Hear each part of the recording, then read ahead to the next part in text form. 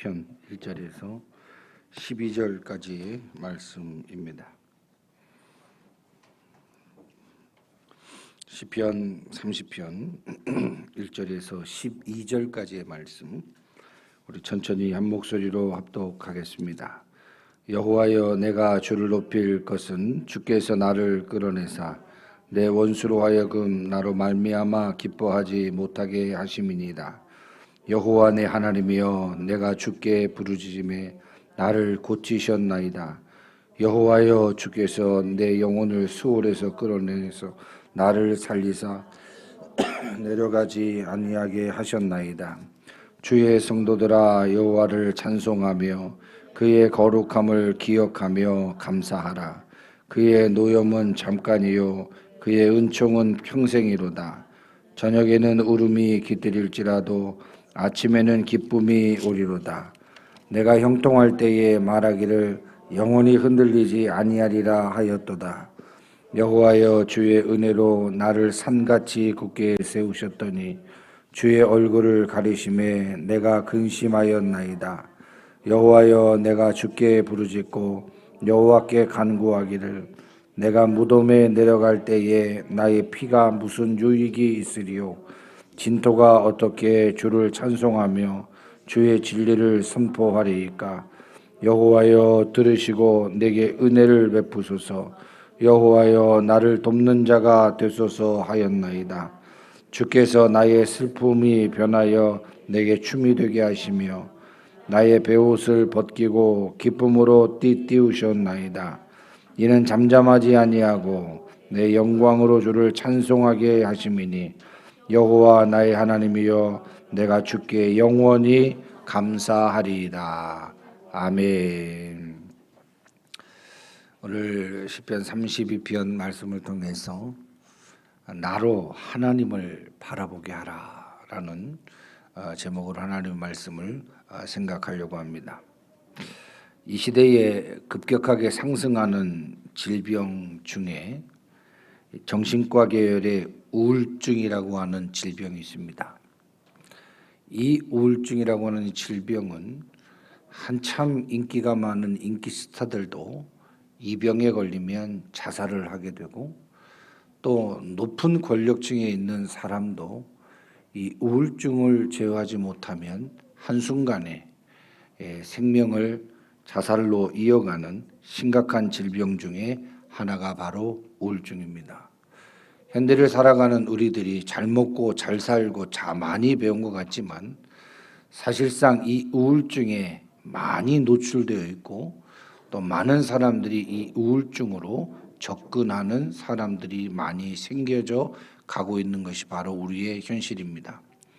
저는 이 우울증이라고 하는 것이 어떻게 생겨지는 것일까라고 생각해 볼 때, 우울증은 사실 우리가 인간으로서 우리의 창조자 하나님을 바라보고 하나님의 말씀대로 순종하고 하나님 안에서 살아갈 때는 절대로 생길 수 없는 질병인데도 불구하고, 사실 우리 그리스도인들마저 하나님을 바라보아야 할 인생들이 나 자신을 바라보면서 발생되는 질병이라고 저는 생각합니다.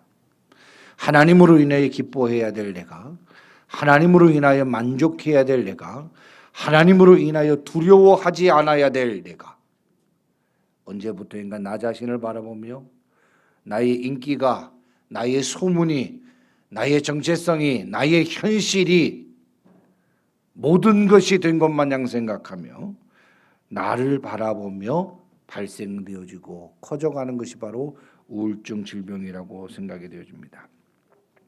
죄악된 시대 속에서 나로 하나님을 바라보지 못하면 믿음의 사람들은 비참하게 이 시대에 사탄의 장난감이 되고 말 것입니다.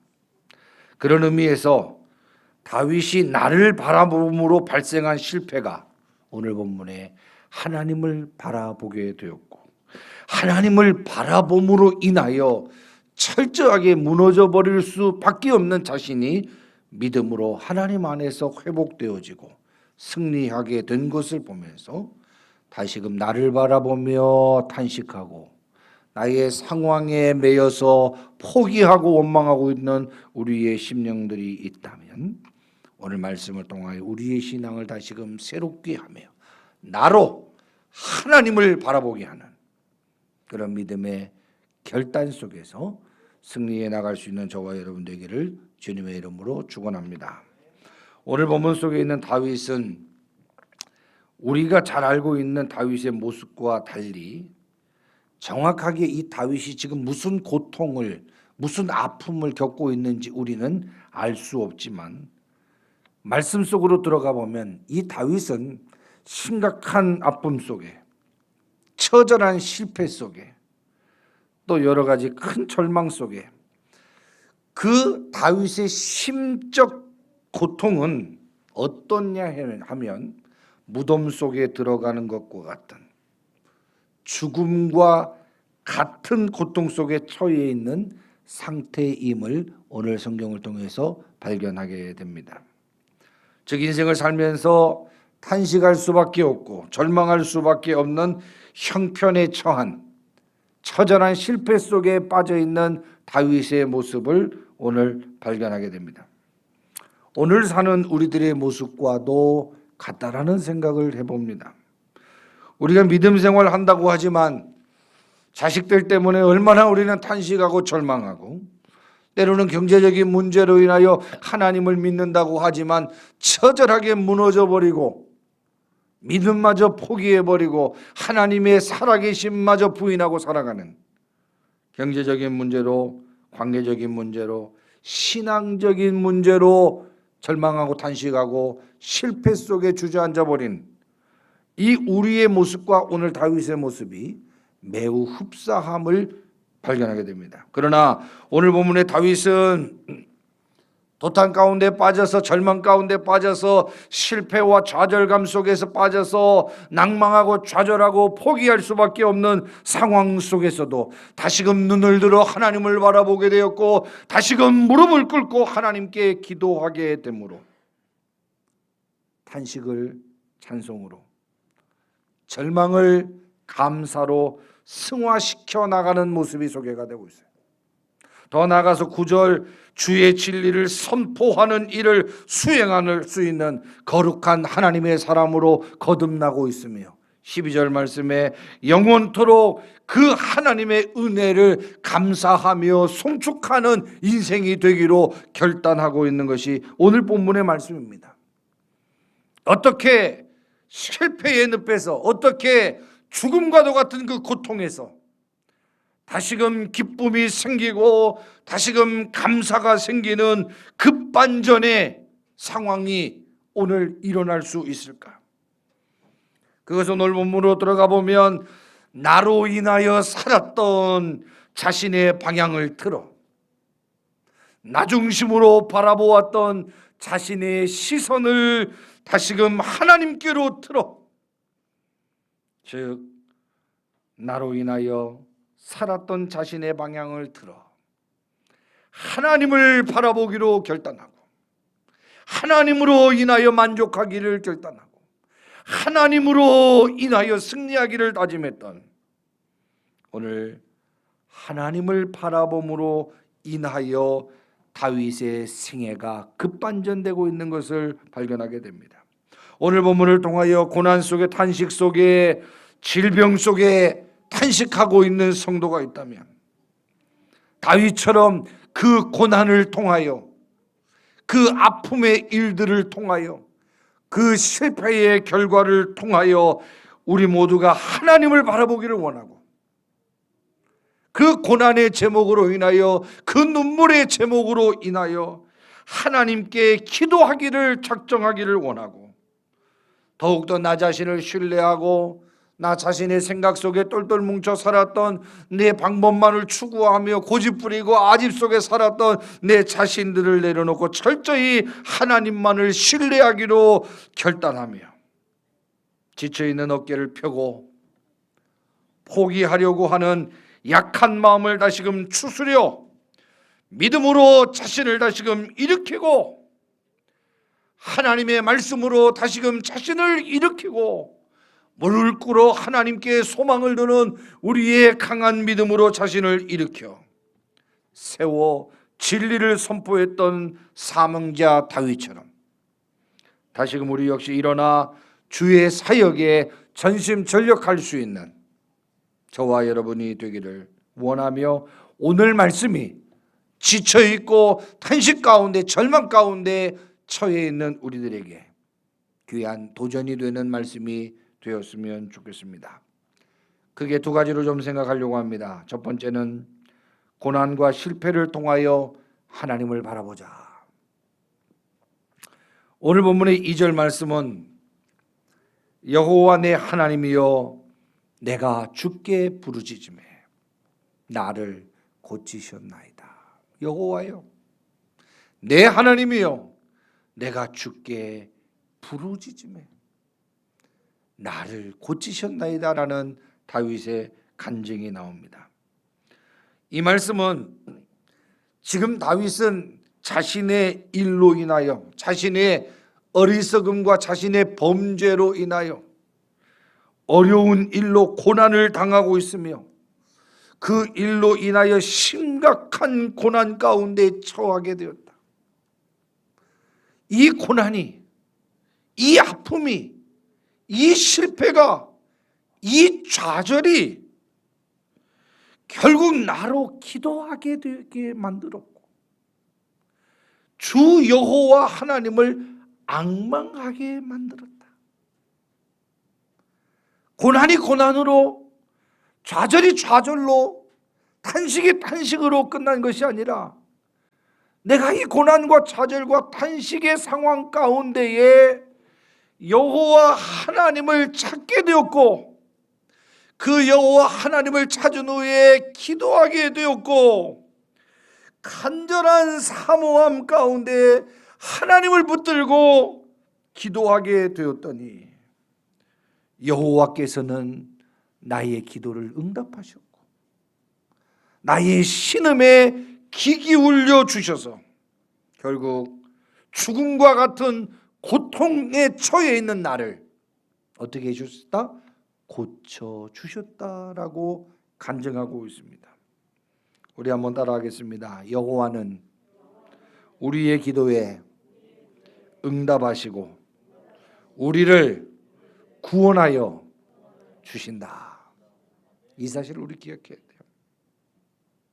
다윗은 이 사실을 몰랐던 것이 아닙니다.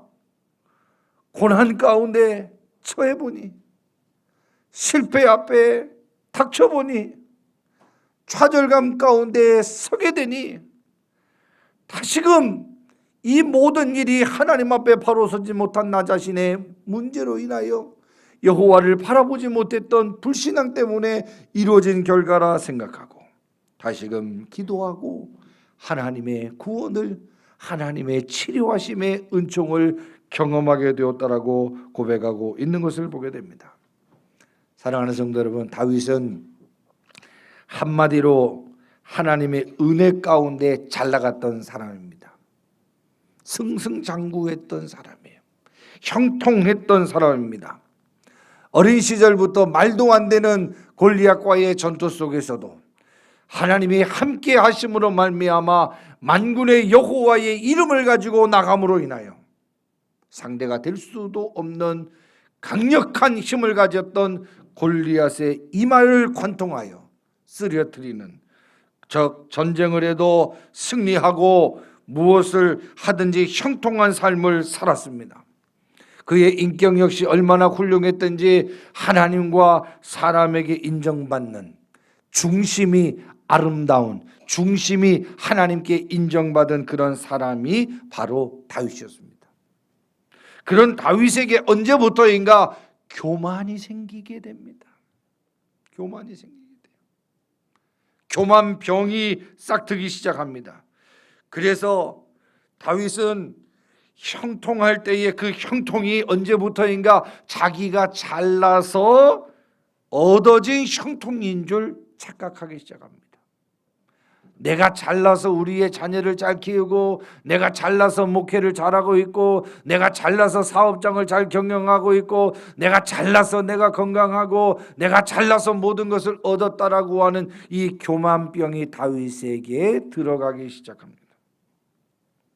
그러다가 결국 하나님은 교만한 자를 대적하시기 때문에 교만병에 심각하게 걸려가고 있는 다윗에게 고난을 허락하셔요. 교만하다가 결국 고난을 당했고 그 엄청난 고난의 크기 앞에 압도당하여 교만하지 않았을 때는 하나님의 은혜에 지배당했던, 하나님의 놀라운 전능하심의 크기에 압도당했던 그 다윗이 오늘 고난의 엄청난 크기 앞에 절망할 수밖에 없고 좌절할 수밖에 없는 상태에 이르게 됩니다. 그럼에도 불구하고 오늘 다윗이 위대한 것은, 다윗이 우리에게 도전이 되는 것은 이 절망과 고난 앞에서 포기하고 좌절하고 모든 것을 종결짓는 것이 아니라 그 고난을 왜 하나님이 나에게 주셨을까? 이 아픔을 왜 나에게 허락하셨을까? 하나님의 이유를, 하나님의 계획하심을 묻기 위하여 오늘 다윗은 기도하기 시작합니다. 결국 여러분, 우리의 믿음 생활에서 축복은 무엇이냐? 좋은 아파트 받고 좋은 집 사고 좋은 차를 사고 이런 세상적인 것을 우리의 축복이라고 생각하지 말고 오늘 다윗이 고난을 당했지만 그 고난을 통하여 기도하게 되었다라고 하는 것, 하나님을 찾게 되었다는 것, 하나님을 의지하게 되었다라고 하는 것, 이것이 우리 믿음 생활의 진정한 축복임을 깨닫고 우리 신앙생활을 해야 합니다. 오늘 다윗은 그 고난이 그를 기도하게 만들었고 하나님을 바라보게 만들므로 인하여 비로소 우리의 눈에는, 우리의 환경에는 고난으로 인하여 피폐되고 고난으로부터 많은 손해를 입고 고난으로부터 마음에 많은 상처를 당하고 살게 되지만 결국 이 고난이 아니었더라면 내가 하나님을 바라볼 수 없게 되었고 이 고난이 아니었더라면 내가 하나님께 기도할 수 없었다라고 하는 이 사실을 발견한 다윗은 고난에 처했지만 무릎 꿇게 되었고 하나님을 바라보게 됨으로 인하여 고난을 축복으로 이어가는 놀라운 믿음의 모습들을 발견하게 됩니다. 그래서 우리가 잘 알지 않습니까? 성경에서 내가 고난을 당하였지만 그것으로 인하여 내가 하나님을 바라보게 되었으므로, 고난을 당했지만 내가 하나님께 기도하게 되었으므로 인하여 그 고난 당한 것이 내게 뭐라고요? 유익이 되었다라고 고백합니다. 그것이 바로 시편 119편 71편입니다. 고난 당한 것이 내게 유익이라. 고난 당한 것이 내게 유익이라. 고난이 뭐가 좋습니까? 고난을 웬만하면 안 당했으면 좋겠지요. 우리의 삶에 순탄한 대로가 열리고 형통한 길만이 열렸으면 좋겠다라고 하는 것은 우리 모두의 바람입니다마는 다윗은 이 고난이 아니었더라면 나의 지경이 넓혀지고 나의 재산이 많아지고 나의 배움이 넓어져서 하나님을 잊어버릴 수밖에 없는 상황이었음을 깨닫고 그럼에도 불구하고 나의 승승장구하는 것을 멈추시고 또 그것을 또 밑으로 끌어내리시면서까지 나를 하나님을 바라보게 만들고 나를 기도하게 만들었다. 나를 더 크게, 더 귀하게, 더 믿음의 사람으로 쓰시고자 하시는 하나님의 놀라운 경륜 앞에 고난을 당하고 있지만 그것이 너무나도 감사한 은혜요. 지금 실패를 경험하고 있지만 하나님이 그 실패 속에서 나를 만들어가고 계신다라고 하는 그 사실을 깨달을 때 고난 당하는 것이 내게 유익이라. 유익이라. 고난 당하는 것이 내게 왜 유익이냐? 이로 말미암아 내가 주의 율례를 배우게 되었다. 내가 이로 말미암아 주의 말씀 앞에 서게 되었다. 내가 이로 말미암아 기도하게 되었고 내가 이 고난으로 말미암아 하나님 여호와를 앙망하게 되었다 라고 고백하고 있는 것입니다. 고난 당한 것이 우리에게 절망이 아니라 고난을 당한다 할지라도 그 고난 속에서 하나님의 은혜와 감사를 깨닫지 못한다면 그것은 정말 큰 절망의 이유가 되는 것입니다.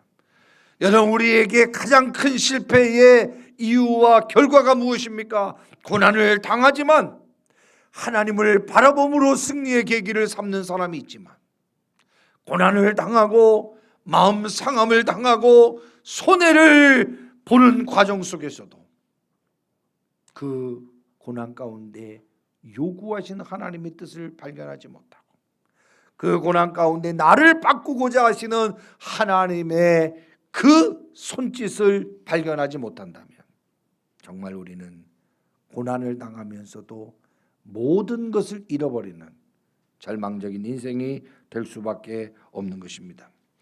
다윗은 고난으로 인하여, 아픔으로 인하여, 실패로 인해 하나님께 기도하는 사람이 되었고 그 결과 하나님께서 함께해 주심으로 말미암아 놀라운 회복의 은혜를 경험하게 되었다라고 오늘 본문 간증하고 있는 것을 보게 됩니다. 사랑하는 성도 여러분, 2021년도 벌써 한 해가 얼마 남지 않은 시간들을 우리는 보내고 있습니다.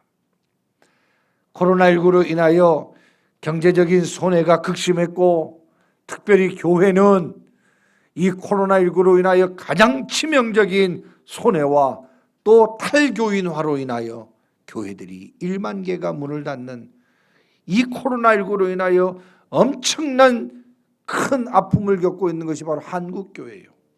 또 우리의 가정들마다 여러 부분 속에서 어려움을 호소할 수밖에 없는 이런 상황 가운데 처해 있습니다. 국가는 이를 보존해 주기 위해서 재난지원금을 보내주고 기업 지원금을 보내주지만 그걸로 인하여 이 아픔이 그걸로 인하여 우리의 모든 것이 회복될 수는 없습니다.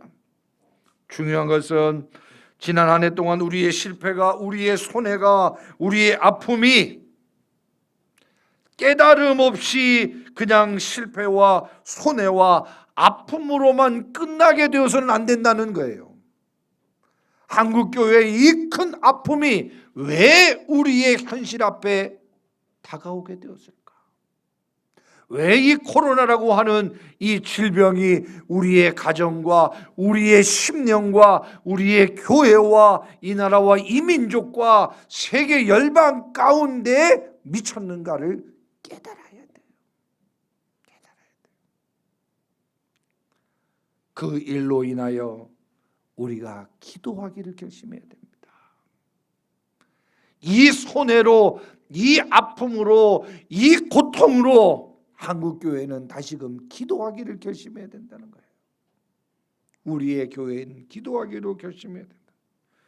결국 우리가 손해를 보았지만, 우리가 많은 것을 잃어버렸지만 그 일로 인하여 우리가 기도하게 되었다면 다시금 하나님은 그 기도로 인하여 우리의 삶의 교회에, 한국교회의 세계 열방 가운데 회복의 은혜를 반드시 주셔서 다윗을 구원하시고 치료하셨던 그 하나님, 회복시키셨던 하나님, 우리에게도 놀라운 회복의 은혜를 허락하여 주실 것입니다. 다윗은 이런 고난의 과정을 겪으면서 다윗은 하나님을 의지하며 감사의 신앙을 배우게 됩니다. 이 고난이 아니었더라면 하나님을 의지하지 않았을 텐데, 이 고난이 아니었더라면 하나님의 은혜를 감사하지 않았을 텐데, 이 고난을 통하여 다윗은 훈련받기 시작합니다. 6절을 보면요, 그는 과거에 형통할 때에 영원히 자신의 인생이 흔들리지 않을 것으로 착각하고 장담했습니다. 6절에 뭐라고 말합니까? 내가 형통할 때에 말하기를 영원히 흔들리지 아니하리라 하였도다 라고 말씀합니다. 여러분, 우리 한국교회가 이렇게 무너질 줄 누가 알았습니까? 유럽교회가 저렇게 무너질 줄 누가 알았습니까? 수천 명, 수만 명 모이던 그 예배당에 십자가가 하나씩 떨어지더니 그곳이 술집이 되고 그것이 세상의 상점이 되어버린 유럽교회를 보면서 설마 우리 한국에도 이런 일이 벌어질까라는 우리는 생각을 하면서 신앙생활을 했습니다. 최근에 길을 돌아가다 보면 큰 교회가 있는데 큰 교회 종탑에 위에 십자가가 떨어진 교회들이 얼마나 많은지 몰라요. 이단들에게 팔려져 버리는 교회들이 속출하고 있습니다. 안산홍이라고 하는 이 이단에 빠져서 하나님의 교회라고 하는 이 교회 같지 않은 이단들이 그 교회의 건물들을 매입하여 십자가를 떼버리고 하나님 대신 예수님 대신 안산홍이라고 하는 사람의 이단을 만들어 교회들을 무너뜨리고 있는 것들. 그뿐만이 아닙니다. 우리가 교만하고 우리 한국교회가 이제 제1 기독교 국가라고 말할 때도 이 대한민국의 이 교회들이 다 무너져가고 있습니다. 개척교회뿐만이 아니라 중형교회, 대형교회들이 다 무너져버리고 있습니다. 오늘 다윗은 30장 6절에 무슨 생각을 했습니까? 내가 형통할 때에 말하기를 영원히 흔들리지 아니할 것이다 라고 교만했던 거예요. 교만의 결과가 고난으로 오는 겁니다. 오늘 우리가 이 세상을 살아가면서 나의 부유함이, 나의 지혜가, 나의 젊음이 영원할 것이라고 생각하며 살아가는 사람들이 얼마나 많은지 몰라요. 교회 안에서도 돈 있는 사람들 금방 새로운 교회 가보면요, 돈 있는 사람이 누군지 딱 티가 나요. 누가 높은 직분, 장로의 직분을 갖고 있는지 티가 납니다. 얼굴에 그 교만들이 다 써져 있는 우리의 모습들을 발견하게 돼요. 목사님들을 만나도 어떤 사람이 큰 교회 목회를 하는 사람인지 조금만 경험하면 다 나와요. 교만이라고 하는 것이 다른 것이 아닙니다. 나의 지금 환경이 영원할 것이라고 생각하는 그 착각, 나의 가진 것이 영원히 지속될 것이라고 하는 이 착각, 나의 젊음이 영원토록 지속될 것이라고 하는 이 착각이 바로 교만이라는 거예요. 어제 우리 서강로의 이인철 목사님 그 임직식을 유튜브로 봤는데요, 예전에 저랑 같이 노예 생활했던 분들이 이제는 어른이라고 표현하면서 순서를 맡는 모습을 보고 제가 충격을 받았습니다. 옛날에 같이 공차고 그냥 젊은 사람이라고 그 같이 했던 목사님들이 이제 노예가 틀려졌는 가운데 그 노예에 이제 어른 계열이 되어서 그 행사를 진행해 나가는 것을 보면서 나도 이제 마냥 젊은 것은 아니구나 라는 그런 생각을 조심스럽게 해보았습니다. 우리의 젊음 영원할 것 같지만 그렇지 않아요. 여기 계신 우리 김홍혁 원사님이나 이금화 원사님, 언제 이렇게 내가 나이가 들어 내 몸을 내 스스로 건사하지 못할 상황이 이른다라고 언제 생각해 봤냐 이거예요. 우리 땅의 모든 삶은 영원한 것이 없습니다. 그래서 다윗은 자기가 기도하게 되고 보니 왜 고난을 당했는가 생각해 보니 내가 형통할 때에 말하기를 영원히 흔들리지 아니할 것이라고 하는 이 교만병에 걸려 있다라고 하는 사실을 발견하게 됩니다. 여러분, 다윗에게 주신 이 형통이 누가 주신 겁니까? 자기가 이룬 것입니까? 아니잖아요. 사실 그의 출신만 보더라도 어린 목동, 왕위를 계승할 때에도 그 아버지도 취급하고 왕감이 아니라고 생각했던 다윗 아니었습니까?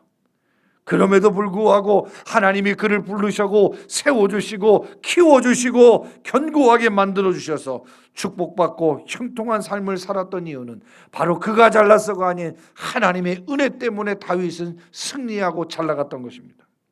그러나 한동안 잘 나가니까, 한동안 좀 되니까 모든 것이 자기의 힘으로 잘 되는 줄 알고 자신만만한 교만에 생겼던 것입니다. 그러나 그 교만은 오래가지 못합니다. 하나님이 도와주시지 않으면 금세 넘어지는 것이 인생입니다. 하나님이 세워주시지 아니하면 어떤 인생도 견고한 성읍을 짓고 지켜나갈 수 없는 것입니다. 하나님이 지켜주시지 아니하면 우리는 어느 누구도 안전지대에 거할 수 없는 것입니다. 고난을 당하면서 다윗은 그런 사실을 깨닫게 됩니다. 그래서 7절 말씀에 뭐라고 말씀합니까? 여호와여 주의 은혜로 나를 산같이 굳게 세우셨더니 주의 얼굴을 가리셨음에 내가 근심하였나이다 라고 말씀합니다. 이게 무슨 말입니까? 주의 은혜로 내 산을 굳게 세웠다 라고 하는 말은 나의 삶의 모든 영역 속에서 내 공로와 내 의지, 내 방법이 아닌 하나님의 약속하신 신실하신 하나님께서 나를 도와주심으로 말미암아 나를 인생의 정상까지 올라오게 하셨다. 즉 하나님이 나를 인생의 정상까지 올라오게 하셨다라고 하는 사실이에요. 그러나 하반절에 뭐라고 말합니까? 그러나 한순간 내가 교만함으로 인하여 하나님께서 나를 향한 얼굴을 가리셨다. 하나님이 나를 향한 얼굴을 가리셨다. 하나님이 나를 향한 얼굴을 가리시니까 어떻게 됩니까? 다윗은 인생 최고의 높은 산 꼭대기의 자리에서 인생 밑바닥으로 곤두박질 치는 실패를 경험하게 되었다라고 하는 말씀이 7절 말씀입니다. 여러분, 교만하면 한 방에 무너집니다. 인생은 하나님이 올라가게도 하시지만 하나님을 의지하지 않으면 밑바닥으로 곤두박질 칠 수밖에 없습니다. 한순간의 지위와 가정을 다 잃고 유랑하는 신세가 된 것입니다. 심지어 오늘 본문에 들어가 보면 죽음의 자리까지 이르는 절망에 그의 삶이 덮어졌다라고 표현하고 있습니다. 이 세상을 사노라면 누구나 전혀 생각지도 못한 일로 인하여 실패의 쓴잔을 맛볼 때가 있습니다. 이때 우리는 얼마나 절망감과 좌절감이 생기게 되는지 몰라요. 이때 그리스도인들은 이 실패와 고통의 순간에 자기를 감싸고 있는 교만과 아집과 오만의 틀을 반드시 벗어내야 됩니다. 벗어내야 돼요. 길이 막히고 길이 꼬일 때 다시금 하나님 앞에 멈춰서서 기도하여 자신을 둘러싸고 덮고 있는 이 교만과 아집과 오만을 벗어내야 합니다. 나라고 하는 사람이 얼마나 하나님 앞에 연약한 존재임을 발견해야 돼요. 나라고 하는 사람이 얼마나 하나님 앞에 부족한 사람인지를 발견해야 됩니다. 나라고 하는 사람이 얼마나 죄 많고 하나님의 마음을 아프게 했던 이 연약한 죄인임을 하나님 앞에 고백해야 됩니다. 나라고 하는 사람은 정말 작고 정말로 하나님은 크신 분임을 깨닫고 그 고난 앞에 우리가 깨닫고 회개하는 그런 그리스도의 모습들을 가져야 된다라고 하는 사실입니다. 여기 다윗이 고난의 자리, 실패의 자리에서 무엇을 합니까? 8절에서 10절 말씀입니다. 뭐라고 합니까? 8절에서 10절. 여호와여 내가 주께 부르짖고 여호와께 간구하기를. 여호와께 간구하기를. 내가 무덤에 내려갈 때에 나의 피가 무슨 유익이 있으리요? 진토가 어떻게 주를 찬송하며 주의 진리를 선포하리까? 여호와여 들으시고 내게 은혜를 베푸소서. 여호와여 나를 돕는 자가 되소서 하였나이다. 10절 말씀 너무나도 간절하잖아요. 여호와여 들으시고 내게 은혜를 베푸소서. 여호와여 나를 돕는 자가 되소서. 한번 따라할까요? 여호와여 나를 돕는 자가 되소서.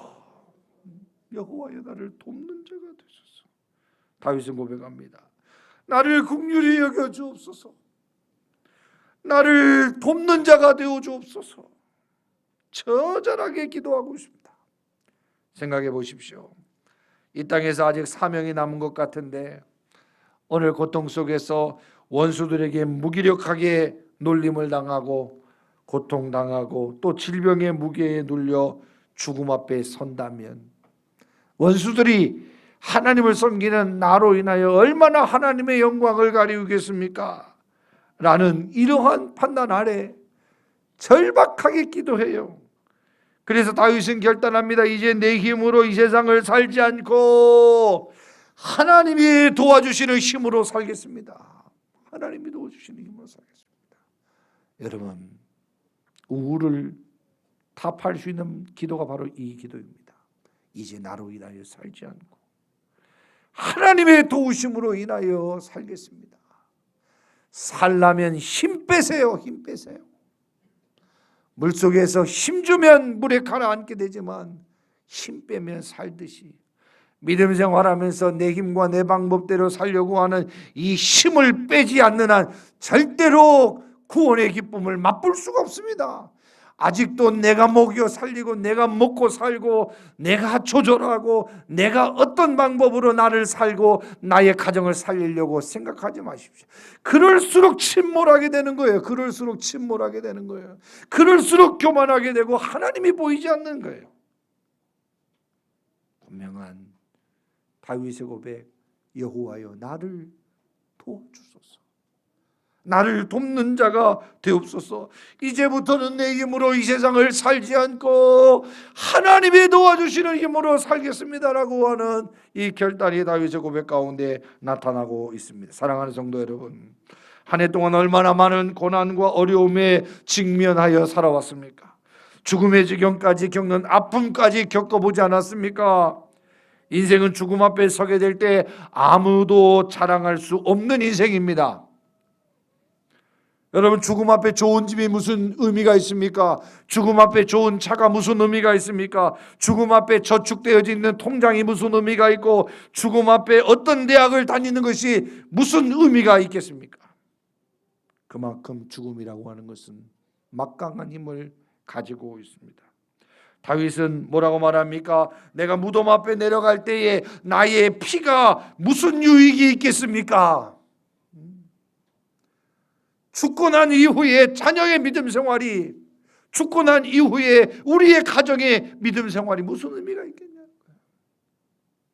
돈 벌고 나중에 믿음 생활, 상황이 좋아진 다음에 나중에 믿음 생활, 이것이 아니라는 거예요. 오늘 이것을 깨달을 때 인간은 진정으로 하나님 앞에 무릎을 꿇게 되는 것입니다. 우리가 평안하고 내 마음대로 모든 것을 할 수 있다고 생각할 때는 잘 몰랐지만 우리가 어려움에 빠진 후에야 비로소 깨닫는 것이 무엇인 줄 아십니까? 그동안 내가 믿는다고 했지만 실제로 그것은 믿는 것이 아니요 자기 자랑이요 자기 과시였다라고 하는 것을 깨닫습니다. 다윗 역시 예외가 아니었습니다. 그 역시 모든 것을 잃게 되었지만 이제 죽음이 그를 덮어왔지만 그 고난 속에 잠자고 있던 신앙이 그 고난 가운데 꿈틀거렸고 그 꿈틀거렸던 그 믿음이 고난 가운데 자신을 하나님께로 바라보게 만들었다는 것이죠. 사랑하는 성도 여러분, 우리 모두는 하나님을 만나야 됩니다. 그래야 살아요. 하나님을 만나야 삽니다. 내 자식들 하나님을 만나야 살아요. 부모 만나 잘못 만난 게 죄일 수 있지만 그 모든 것을 엎어 승리할 수 있는 비결은 하나님을 만나면 됩니다. 고아로 자란 것이 문제가 아니에요. 경제적인 문제가 어려운 것이 문제가 아닙니다. 공부 못하는 것도 문제가 되지 않습니까? 않습니다. 하나님을 만나면 모든 것이 해결됩니다. 인생은 하나님을 만나야 해결돼요. 가정의 행복은 하나님을 만날 때 시작됩니다. 교회의 부흥은 모든 성도가 하나님을 만날 때 역사되어지는 것입니다. 하나님이 도와주셔야 승리할 수 있는 거예요. 하나님이 개입해 주셔야 변화될 수 있는 것입니다. 나로 향하였던 내 생각과 방법으로 충만했던 나 자신을 버리고 나로, 오늘 제목처럼 하나님을 바라보게 하는, 하나님의 도우심을 구할 수 있는 저와 여러분 되기를 주님의 이름으로 축원합니다. 두 번째로 하나님의 은혜를 영원토록 감사하기로 다짐한 다윗입니다. 4절 말씀에 주의 성도들아 여호와를 찬송하며 그의 거룩함을 기억하며 감사하라 라고 말씀합니다. 다윗의 감사는 그냥 감사가 아닙니다. 고난 가운데 사람들은 나를 버리고 주변의 환경은 나를 버렸지만 유일하게 나를 버리지 아니하시는 하나님의 은혜를 깨달았습니다.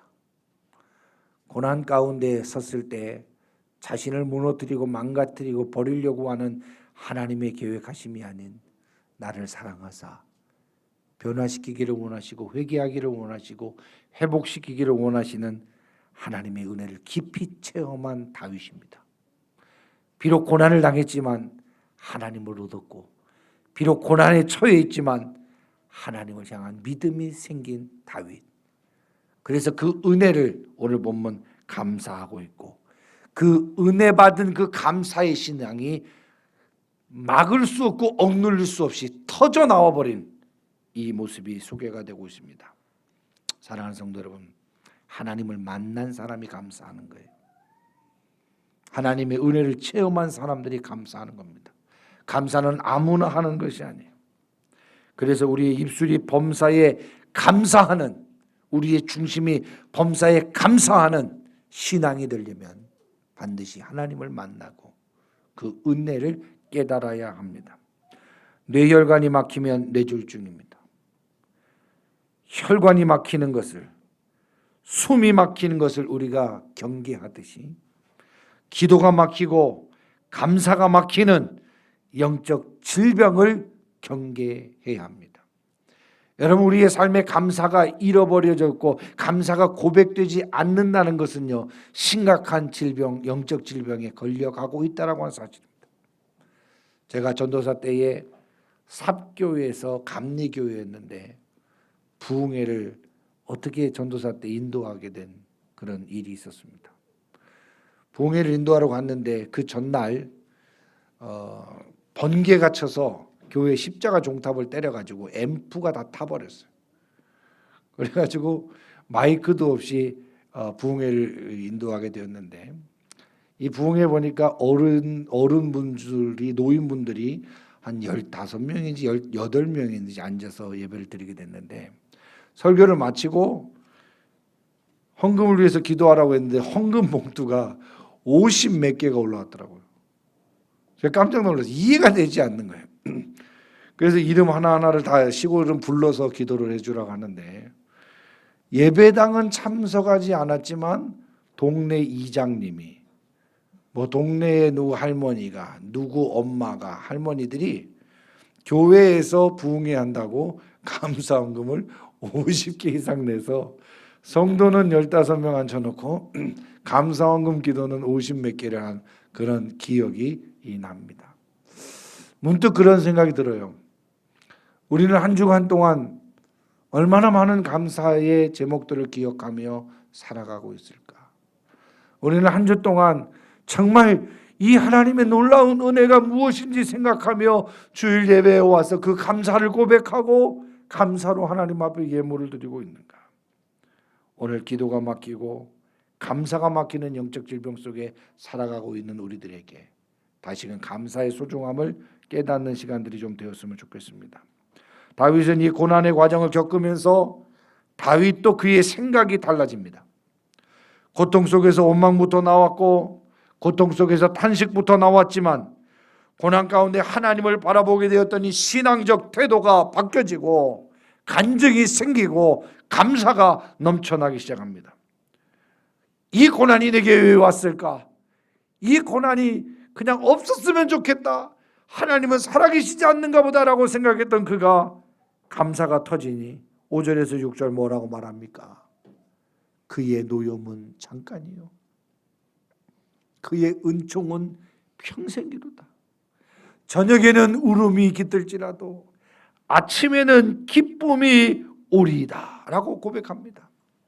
우리가 이 구절을 쉽게 번역한다면 진노는 잠깐이요, 은총은 영원하니 저녁에도 눈물을 흘려도 아침이면 기쁨이 오리다 라고 하는 말씀입니다. 그렇습니다. 이 세상의 고통과 슬픔은 영원하지 않습니다. 우리가 저녁 때 슬픔 가운데 눈물을 흘릴 일이 있나 할지라도 반드시 하나님을 만나게 됨으로 인하여 아침에는 기쁨이 올 것입니다.